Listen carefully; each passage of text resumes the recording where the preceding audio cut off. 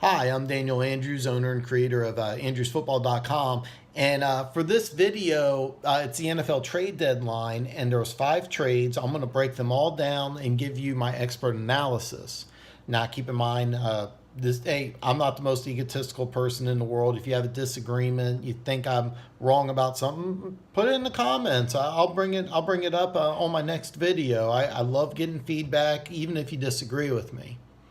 So first off, the first trade I'm going to talk about, and this is a very, very important trade because Demaryius Thomas goes to Houston. And I started researching this, and I found it really ironic that I looked at the draft order, and the New York Giants are going to pick first. Now, teams 2 through 8 all have young quarterbacks. The ninth place team is the Jacksonville Jaguars, and the Denver Broncos, if season were to end today, would pick 10th. Demaryius Thomas was traded for a 4th-round pick, and then they're swapping 7th-round picks. And what's really interesting is if you use the NFL chart, which tracks the point value per draft pick, the 10th overall pick has a point value of 1,300. The 9th overall pick has a value of 1,350. If the draft were to start today, Demaryius Thomas, the 4th-round pick would be the 120th pick in the draft, and that point value is 54. So basically, Demaryius Thomas's point value plus the 10th pick would equal the 9th pick in the draft, and I don't think that was done by coincidence because I think that Denver understands after losing to Kansas City that they're going to be on a rebuild and they need a quarterback, and I think that they're going to draft one. And looking at the draft, they're not going to get the number 1 over the Giants. So the team that they have to worry about is the Jacksonville Jaguars, which currently pick 1 spot ahead of them. And if you've been following Jacksonville, I don't think they're really going to bounce back. So it's very likely that the Denver Broncos and Jacksonville Jaguars are going to fight for that 2nd spot, or for that 2nd quarterback in the draft. So I think this trade was made for the 2019 draft. Now, the Denver Broncos, I was at the game, of course, and I sat by some really, really cool Denver Broncos fans, and they talked about Courtland Sutton, and that they were like, man, we need to replace this guy. Demaryius Thomas drops too many passes. He's worth too much money. We need to get younger because we're not going to do anything. It was a smart assessment, and I think an accurate assessment, too. And I really like this trade for the Houston Texans because think about this. Let's say you get to the playoffs, and you have J.J. Watt, Clowney, and the Honey Badger all healthy. Because I think the Houston Texans are going to win this division. If you have those 3 guys completely healthy and you get into the playoffs, you have just as good of a chance as anybody. You lose Will Fuller, so you replace him with Demaryius Thomas. Now, this is a smart move because you could have gone Golden Tate, but instead you take a guy who's played against Kansas City quite a lot. He's played against New England quite a lot. He's familiar with the AFC West because bottom line, it looks like both the Chiefs and the Chargers are going to be in the playoffs. So you have a player who's very familiar with both those teams. That's why I like this move instead of them going after Golden Tate, who I think is... You can argue.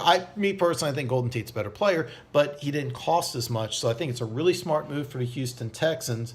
I would be shocked if they kept him after this year, but if you're the Houston Texans, you got to think to yourself, we won 5 straight. Then we're taking Denver's number 1 player. We played Denver, and if you paid attention to my video, you took 2.5 because now it's down to 1. So you bet the money line, it's just even up. You could have maybe got some action before this trade was done, but take my advice and go ahead and take even up on the money line. You can take the 1 point. There's no need to do that. More than likely, it's probably going to drop. I would fully expect it to be a pick 'em, or maybe even Houston could end up being a 1-point favorite just due to this trade alone. So if you haven't done so, jump on the money line now. Take full advantage of it. And the next trade I'm going to talk about is Golden Tate to Philly for a 3rd-round pick. Now, Golden Tate's a free agent after the season's over, so more than likely Detroit wasn't going to re-sign him. And it's also a little unlikely that he's going to sign with Philly long term, even though it would be really, really fun. So I think this trade's kind of a lose-lose. And the reason why I say that is because Detroit loses, who I think is their number one receiver, even though I like Marvin Jones quite a bit. You lose your number one receiver, it's kind of like waving the white flag. It's like, yeah, we're not going to go to the playoffs this year, so let's get an extra draft pick now. And they could have just played the rest of the season, but to me, it's waving the white flag now, and I'm a little disappointed because you got Snacks Harrison, so I was like, maybe they're trying. No, you get rid of your number one receiver, you're really looking towards next year. And with Philly, yeah, they have 2 second-round picks, so you could trade one of them and get that third back plus some extra picks. So draft capital, it's not that big of a loss, but unless you're signing him long-term, and I don't think you will, they won a Super Bowl last year, so if you sign Golden Tate and you win a Super Bowl this year, it's worth it. Winning a playoff game or two with Golden Tate, no, it's not, because you won a Super Bowl last year. So you're basically renting a guy for the third-round pick, and it's Super Bowl or bust. So I really think this trade's kind of a lose-lose. But on the other end, Golden Tate does make Philly better, and it gives Philly a really good opportunity to win the NFC East despite being 4-4 after 8 games. So they did get better as a team, but is this a Super Bowl move or not? And we'll have to wait and see. But me personally, I look at this kind of as a lose-lose situation for both teams here. I was a little disappointed the Lions did this, but the next trade is Dante Fowler to the Rams. I really didn't see this coming. I saw Fowler on the trading block, and I saw that. And when I first saw him coming out of college, he has a unique skill set. He's an excellent pass rusher, good athlete. I thought he was more of a 3-4 outside linebacker, but you could play 4-3 in. He's got speed, quickness, some pass rush ability. But he wasn't starting. I think he was on the field at Arrowhead for had to be less than a dozen snaps. So getting rid of him makes a lot of sense for the Jacksonville Jaguars, who I think are on a downward spiral. And you get rid of a guy who wasn't going to be in your future next year, and he wasn't helping out this year, and you get a third this year and a fifth in 2020. That's a smart move for Jacksonville. And for the Rams, I think it's a win for them. It's really a win-win because the Rams are 8-0. Seasons like this don't come around all the time, so you add a talented pass rusher. Did you overpay for him? Yes, you did, but you're 8-0. You're in a great position for at least the bye. Now, keep in mind, if watching previous video, I think the Saints are going to beat them.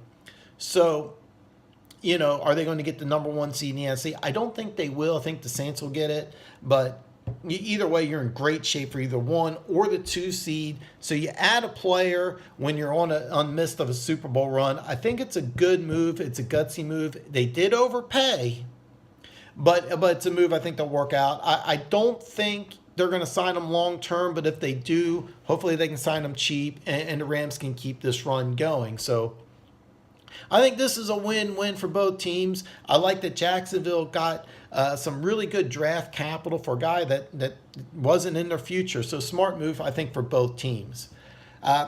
Next, and I'm kind of lumping them together, is the Green Bay trades. And first of all, they got rid of Ty Montgomery. Of course, this was after he fumbled, and apparently he was really upset with them. They're upset with him. He's a receiver, he's a running back. I like him as a player, but for Baltimore, he adds a really good dimension because the running backs that they got really don't offer the same skill set that Ty Montgomery does. So he's a guy who's really going to help out. And for a 7th-round pick, that's great. Baltimore is, they've lost 2 straight. They're playing Pittsburgh. This is a guy who can help out immediately against Pittsburgh.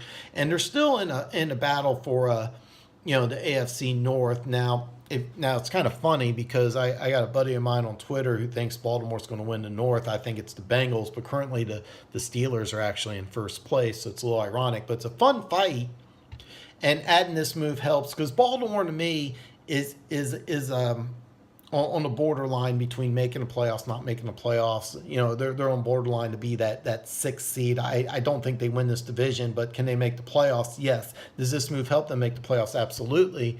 And Green Bay gets rid of a player that they were not happy with, and they get an extra draft pick. So that part of it's a win-win. And the trade to Washington for Clinton Dix, I didn't see this coming, but apparently there was some talk about him moving. The Packers in 2017 drafted two safeties. Well, Kevin King's corner, my mistake, but I thought he'd be an interesting safety. And then this year they drafted Jair Alexander and Josh Jackson. And so Green Bay's been drafting a lot of secondary players, and so they've been trading away their old secondary players. So what this means is that they have some youth and some athleticism in the secondary. They weren't going to re-sign Clinton Dix after this year. So that move is a smart move. So you're going ahead and you're getting some draft capital, you know, to make up for a player who wasn't part of your future anyway. Now, because they're Green Bay and they prepare for the future better than most teams, I think this is a real smart move because they've been drafting younger secondary players. If this was the Cleveland Browns, I would say it's a bad move because you have an established Pro Bowl caliber safety that you're getting rid of when you're in the midst of a possible wild card spot, possible division. I mean, they're 3-1, and with Minnesota losing, they're in the hunt. You know, so in that aspect, it's negative, but they have faith in the young players that they drafted. And plus, you have Aaron Rodgers. So with Aaron Rodgers, it doesn't matter. You have to keep Aaron Rodgers happy, and that's what they're doing. So, yeah, they lose an aging player who could really help them, but they're getting younger, a little more athletic, and they're going to get an extra draft pick for next year. So, a lot of teams, I would say this is a bad move. With Green Bay, I think it's a smart move, only because it's Green Bay and that they've always done smart, preparing for the future. So I like that move. Now, with the Washington Redskins, I think this is brilliant. You got a really, really good opportunity to win this division. And yeah, it's a 1-year rental, but Adrian Peterson's a 1-year rental. And right now you're winning the East, which is something that really nobody thought that they would do. Everybody thought that it would be Philly or Dallas. And some people, I think, if you told them before the season started, who you like better, Giants or the Redskins, I think you'd be surprised at how many people would actually think the Redskins or the Giants would be would have a better opportunity to make the playoffs than the Redskins. Not a lot of people are really high on the Redskins. However, they're in first place, and they add a player who will help them immediately. And the thing is, though, what the Redskins are doing isn't rocket science. They're running the ball. They're letting Adrian Peterson be Adrian Peterson. He's a guy who's going to get 300, maybe 350 touches at 97 years old or however old he is. Plus, you have Alex Smith, who doesn't turn the ball over, wins games, doesn't make mistakes. Now you get some help on a defense. It's a really good defense. So I really like the move that Washington's doing. I think part of it is they make this move partly because of the Amari Cooper trade that Dallas went through. I mean, the real loser is Dallas because both Demaryius Thomas and Golden Tate, I think, are better receivers than Amari Cooper, and you gave up a first-round pick. Somebody on Twitter pointed out that it's kind of like buying some new shoes and then seeing your buddy come up with a better pair of shoes that cost $100 less. And that's a really good analogy, and that's kind of what I think. So that's my breakdown and my expert analysis on the trades. Also, a friendly reminder, if you haven't done so already, put some action on Houston. Get it now while the money line's even. I think it's going to drop after. It might even drop after the video because I'm doing this very late Tuesday morning. So, by the way, if you're watching this video, on the bottom corner there, if you look on the corners, there's a little red button over there. Bam! Hit that button. Become one of the greatest people on planet Earth. And until next time.